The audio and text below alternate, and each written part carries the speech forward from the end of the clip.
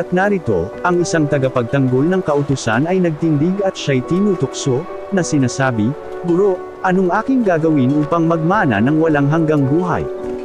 At sinabi niya sa kanya, "Ano ang nasusulat sa kautusan?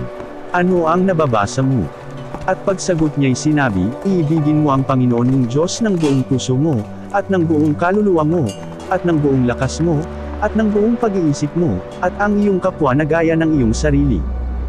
At sinabi niya sa kanya, "Matuwid ang sagot mo, gawin mo ito, at mabubuhay ka." Datapwat siya, na ibig magaling ganap sa kanyang sarili, ay nagsabi kay Jesus, "At sino ang aking kapwa-tao?" Sumagot si Jesus at sinabi, "Isang tao'y bumababa sa Jericho na mula sa Jerusalem, at siya'y nahulog sa kamay ng mga tulisan, na sa kanya'y sumamsam at sa kanya'y hamampas, at nagsialis na siya'y iniwang halos patay na.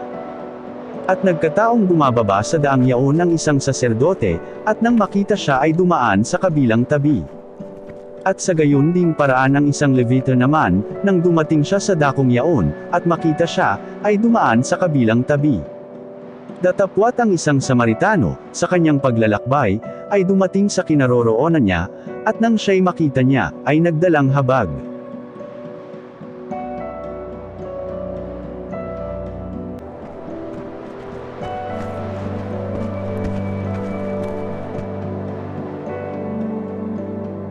At lumapit sa kanya, at tinalian ang kanyang mga sugat, na binuhusan ng langis at alak, at siya'y isinakay sa kanyang sariling hayop, at dinala siya sa bahay tuluyan, at siya'y inalagaan.